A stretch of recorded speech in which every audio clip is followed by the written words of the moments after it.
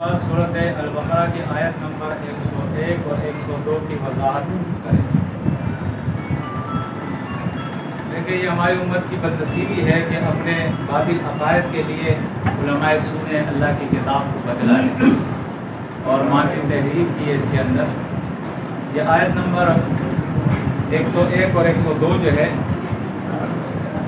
اس سے جو ہے وہ جادو کو ثابت کرتے ہیں اور کہتے ہیں کہ جادو سکھانے کے لیے بابل شہر کے اندر اللہ نے ملائکہ کو بھیجا تھا اور ملائکہ نے سکھایا، اور یہ جتنا بھی جادو آج ہو رہا ہے یہ منزل من اللہ ہے۔ یہ کہاں سے آیا ہے؟ اللہ کی طرف سے۔ یہ اللہ کے اوپر الزام ہے، کیونکہ قرآن مجید کے اندر اللہ رب العزت فرماتا ہے ما ننزل الملائکۃ الا بالحق، ہم ملائکہ کو حق کے ساتھ اتارتے ہیں۔ کس کے ساتھ اتارتے ہیں؟ حق کے ساتھ۔ جبکہ جادو باطل ہے، کفر ہے، شیطانی عمل ہے، فوقع الحق وبطل ما كانوا يعملون۔ جادو کو اللہ نے باطل اور معجزے کو اللہ نے حق فرمایا سورۃ الاعراف کے اندر۔ اب یہ آیتیں آپ دیکھیں، آیت نمبر 101 کے اندر ہے وَلَمَّا جَاءَهُمْ رَسُولٌ مِّنْ عِندِ اللَّهِ مُصَدِّقٌ لِّمَا مَعَهُمْ نَبَذَ فَرِيقٌ مِّنَ الَّذِينَ أُوتُوا الْكِتَابَ كِتَابَ اللَّهِ وَرَاءَ ظُهُورِهِمْ كَأَنَّهُمْ لَا يَعْلَمُونَ۔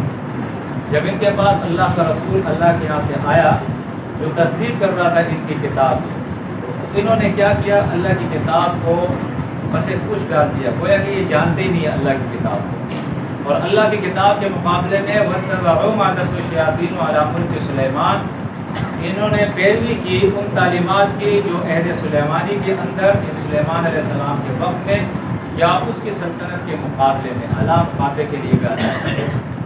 اس وقت کے شیاطین جو ہے اس کی تعلیم دیا کرتے تھے، معتدل انسان جو ہے پڑھتے تھے یعنی اس کی تعلیم دیتے تھے۔ اس طرح قرآن ہے، قرآن کی آیات کی ہم تلاوت کرتے ہیں تو تلاوت کس لیے کرتے ہیں؟ اس لیے تاکہ اس کو سمجھے، سیکھے، اس پہ عمل کریں۔ فرمایا یہ شیطانی اعمال کے پیچھے، شیطانی جو تعلیم تھے اس کے پیچھے یہ پڑ گئے۔ وما کفر سلیمان، اور کفر نہیں کیا تھا سلیمان نے، کیونکہ جب جادو وہ کر رہے تھے تو ان کا یہ الزام بہت پرانا ہے، یہودیوں نے لگایا ہے کہ یہ جادو جو ہم کر رہے ہیں یہ سلیمان علیہ السلام بھی کرتے تھے، وہ بادشاہی چلاتے تھے، اسی جادو سے چلاتے تھے۔ اللہ نے اس کی نفی فرما دی۔ وما کفر سلیمان، سلیمان علیہ السلام نے کفر نہیں کیا ہے۔ کس نے کفر کیا؟ یہ جادو کس نے پھیلایا ہے؟ یہ کس کا عمل ہے؟ تو آگے اللہ فرماتا ہے وَلَٰكِنَّ الشَّيَاطِينَ كَفَرُوا يُعَلِّمُونَ النَّاسَ السِّحْرَ، لیکن شیطانوں نے یہ کفر کیا ہے، جو لوگوں کو جادو سکھایا کرتے تھے۔ یہ تعلیم کس کی ہے؟ یہ منزل من اللہ نہیں ہے، یہ تعلیم انبیاء کی نہیں ہے، یہ کس کی ہے؟ یہ شیطانوں کی تعلیم ہے، ان کی سکھائی ہوئی تعلیم ہے۔ آگے اللہ فرماتا ہے وَمَا أُنزِلَ عَلَى الْمَلَكَيْنِ بِبَابِلَ هَارُوتَ وَمَارُوتَ، اور نہ بابل شہر کے اندر ہاروت اور ماروت کے ذریعے اللہ نے کوئی جادو اتارا ہے۔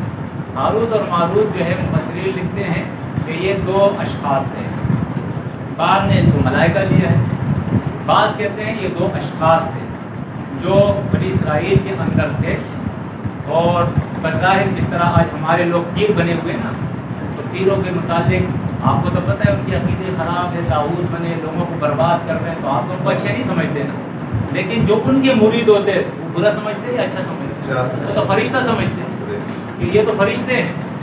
تو اسی طرح وہ ہاروت ماروت جو ہے وہ بھی ان کے پیر بنے ہوئے تھے، لباس اسلامی اوڑھا ہوا ہے اور کام شیطانی کرتے ہیں۔ تو ان کے متعلق انہوں نے یہ مشہور کیا تھا کہ یہ ہاروت اور ماروت جو تعلیم ہمیں سکھا رہے ہیں یہ تعویذ ہے، یہ دم ہے، یہ منتر ہے، یہ جنتر ہے، یہ ان کا اپنا تھوڑی ہے۔ اس طرح آج ہمارے یہ علماء کر رہے، پیر کر رہے، دکانیں کھولی ہوئی ہیں، اس طرح انہوں نے کھولی تھی۔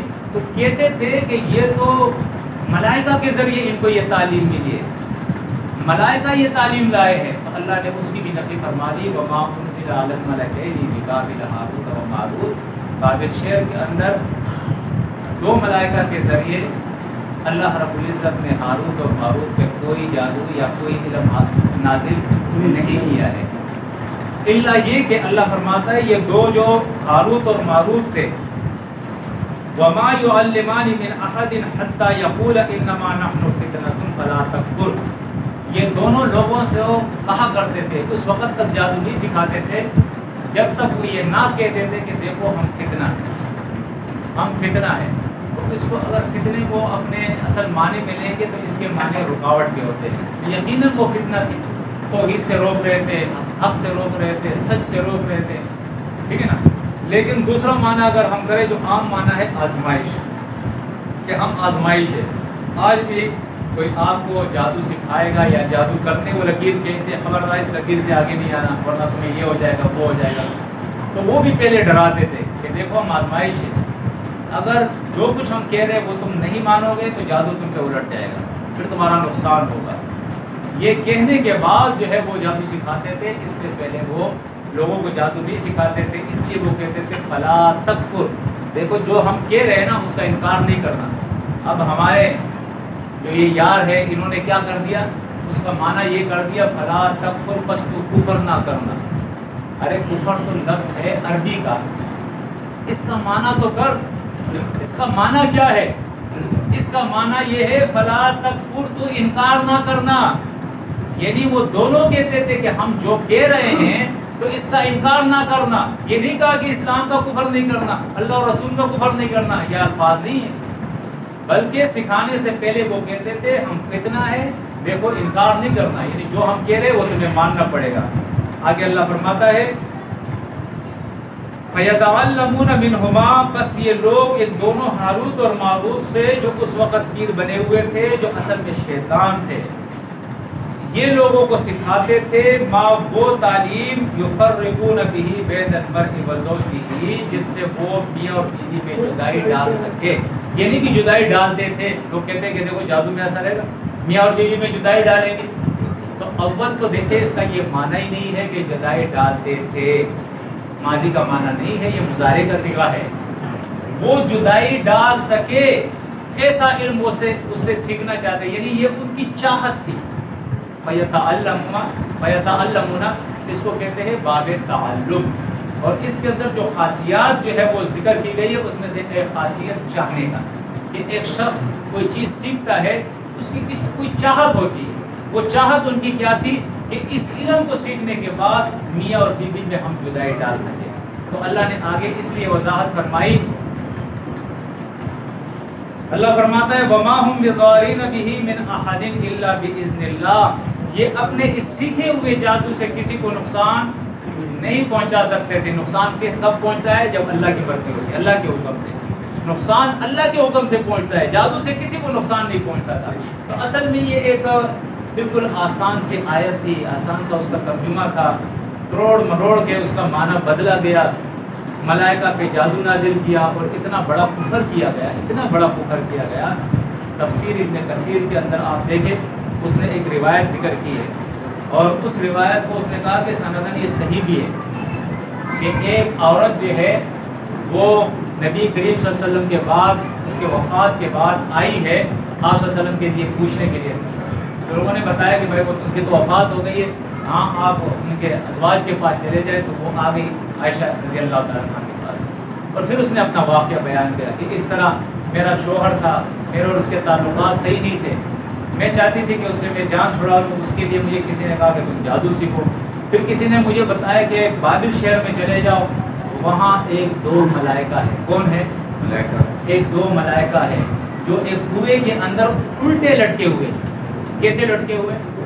ایسے ظالم ہے وہ ملائکہ کو بھی نہیں بخشا ہے.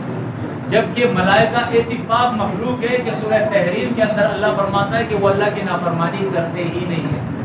اس کے لیے بھی ایک قصہ گڑھ لیا کہ ملائکہ نے جو ہے وہ یہ کہا کہ انسان فساد کرتا ہے اور ہم فساد نہیں. تو اللہ نے کہا چلو انسان کو جو میں نے نفس دیا وہ نفس میں تمہیں بھی دیتا ہوں, پھر دیکھتا ہوں. پھر ان دو ملائکہ کا انتخاب انہوں نے کیا اور اللہ رب العزت نے ان کو نفس دیا, زمین پہ بھیجا, اور پھر ان ملائکہ نے الیاذ باللہ نشہ بھی کیا, شراب پیا, پھر ایک عورت سے انہوں نے زنا بھی کی. پھر اللہ رب العزت نے ان کو سزا کے طور پہ اس کنویں کے اندر الٹا لٹکایا ہوئے, اور قیامت تک وہ الٹا لٹکے ہوئے ہوں گے. یہ اسلامی عقیدہ ہے ہاں؟ اس سے تو میرے خیال میں شیطان ابلیس بھی پناہ مانگیں گے. اتنی غلط بات ہے کہ ملائکہ کے بارے میں ایسی باتیں کر. اللہ کے بندوں کچھ غور و فکر کر. پھر وہ عورت کہتی ہے کہ ان کے پاس گیا, میں نے کہا کہ مجھے جادو سکھاؤ. میں نے کہا جادو ایسا نہیں سکھایا, پھر پہلا تیرا ایمان ختم ہوگا اس کے بعد جادو. تو جب ایمان ختم ہو گیا تو پھر انہوں نے کہا کہ ٹھیک ہے اب تم جادو سیکھ سکتے ہو. پھر میں نے جادو سیکھا. اب آپ جادو کی تعریف دے کے جادو ہے کیا؟ دجال بابا کو تو آپ بھول جاؤ گے. ان کا ہر شرک نرالا ہے. کہا کہ جب میں نے جادو سیکھا تو میں نے کہا گندم پیدا ہو جائے تو گندم کا دانہ پیدا ہو جائے.